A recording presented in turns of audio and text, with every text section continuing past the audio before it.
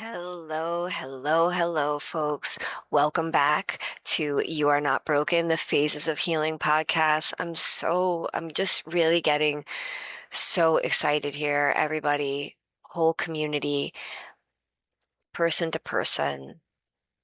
This is my life story, is coming on my knees through a healing journey so that I could bring it to you in a more digestible format. And I'm so glad I struggled.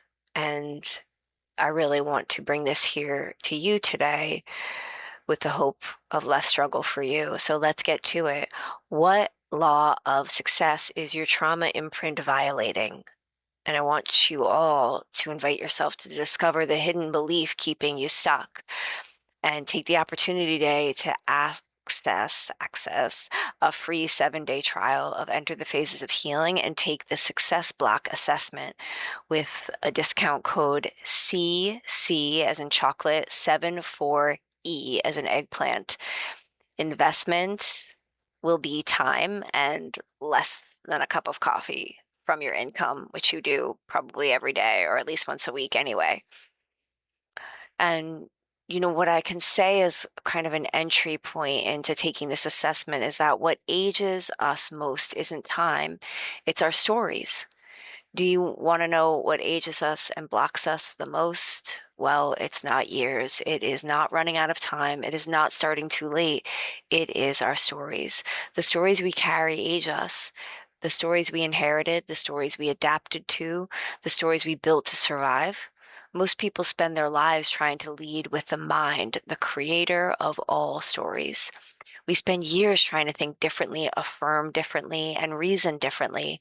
And while catching a false narrative is an important part of awareness, change, and transformation, the deepest blocks are often not located in the story itself.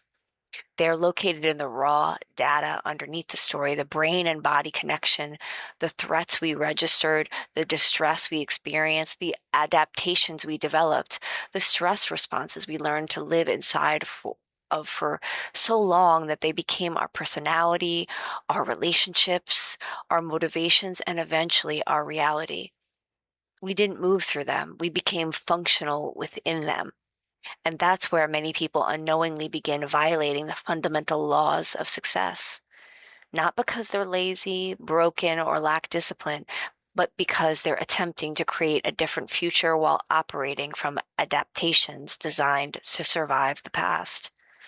So let's look at Jana. She entered the healing program recently. Jana was an only child for the first 8 years of her life. When her younger brother arrived, he experienced and expressed the world differently.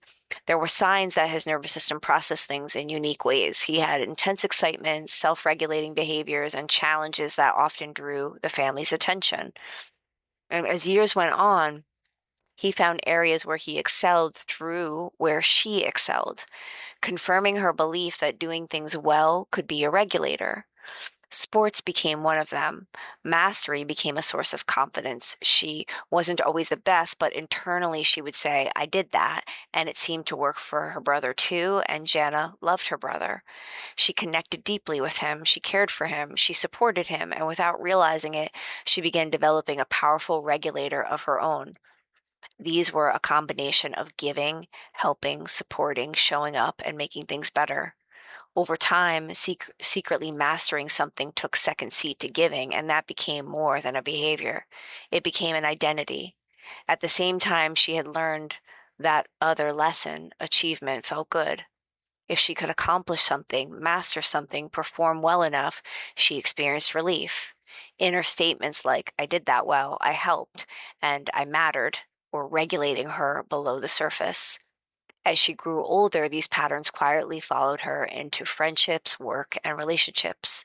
She often gave more than she received. She frequently carried more responsibility than was hers. She felt safest when she was helping, fixing, supporting, or proving her value. Then life broke open, a devastating divorce. 3 years into marriage, a husband who walked away, words she would never forget, that she wasn't attractive anymore, that she had let herself go. At the same time, She feared financial realities ahead. She had agreed to loans connected to members of her husband's family. Jana worried about money, being alone, and what came next. She came to therapy wanting help with the divorce, and what would have been understandable, or that would have been very understandable, and it was. But what if we stopped there? What if we spent all our time talking about the divorce and never asked more important questions? Like, what was already there before the divorce?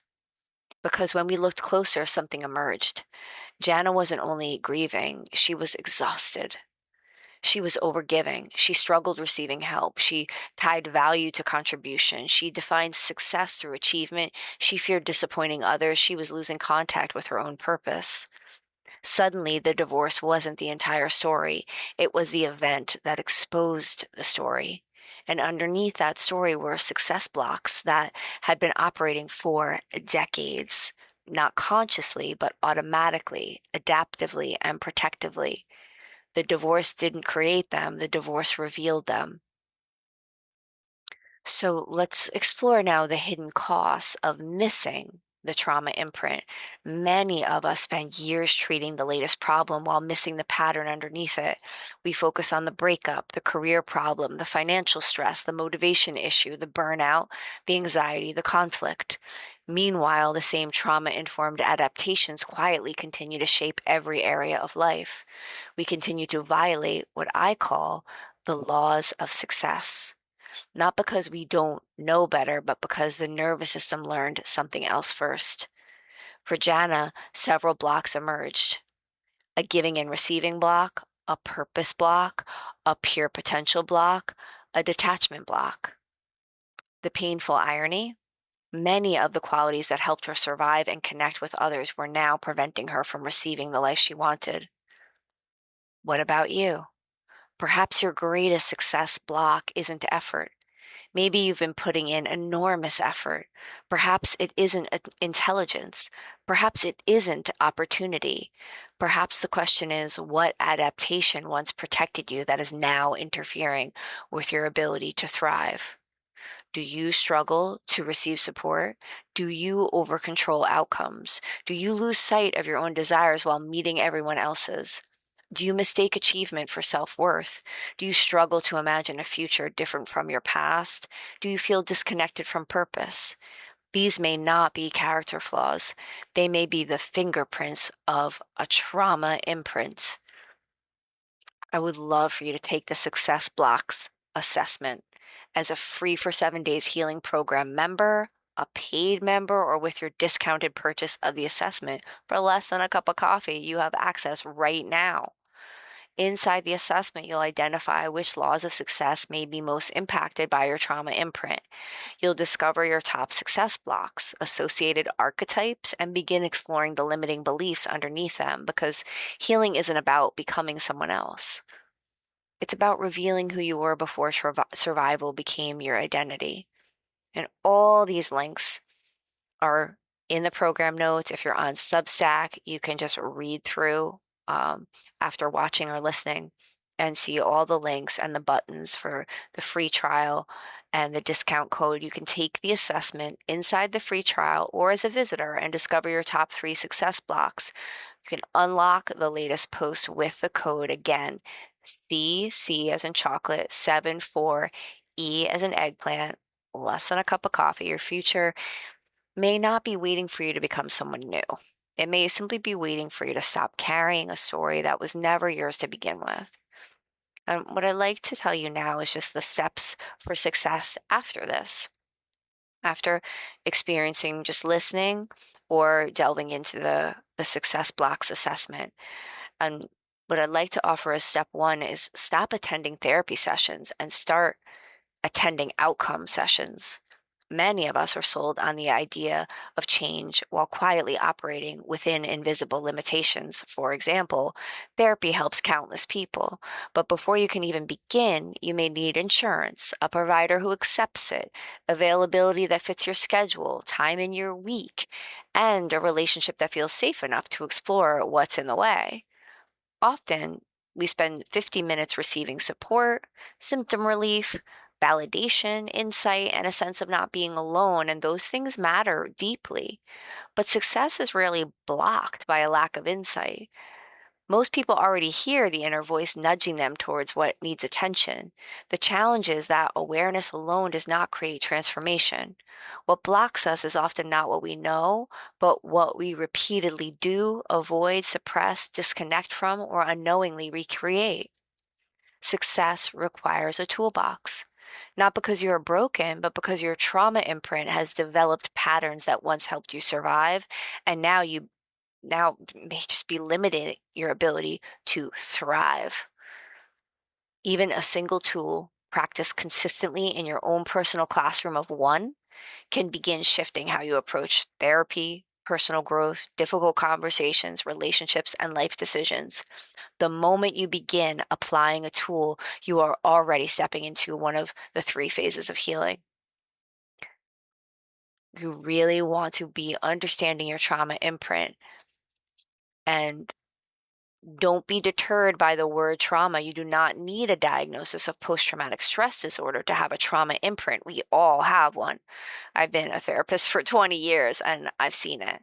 Your trauma imprint is the collection of ways your mind, body, and nervous system stored life experiences, especially the most distressing ones. Over time, your system develops protective strategies to help you carry pain, uncertainty, fear, disappointment, rejection, grief, or overwhelm.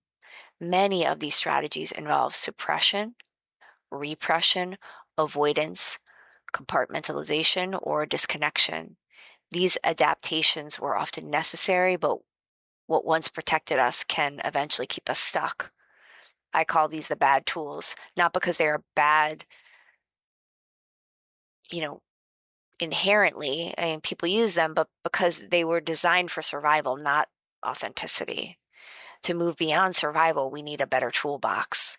Within the toolbox approach in the healing program, which I registered trademark through a lot of blood, sweat, and tears, so to speak, this healing we all are looking for, this transformation occurs through three interconnected phases. Narrative healing, understand the stories you tell yourself about your experiences. Reprocessing healing, revisiting and integrating experiences that remain emotionally unresolved. Relational healing, learning how to show up authentically within yourself and with others. These phases are not simply steps to complete, not at all. They become a way of living, a way of continually revealing more of who you are beneath survival patterns year after year. Because it's not the years that age us, it's the stories we carry. And what do people really want anyway? People rarely wake up wanting therapy. They wake up wanting relief from anxiety, better relationships, recovery from heartbreak, trauma healing, freedom from shame, confidence, purpose and direction, freedom from burnout, a life that feels more authentic. Well, my work is about helping people move through the three phases of healing so they can understand their trauma imprint, stop feeling broken, and build a life that feels aligned, meaningful, and truly their own.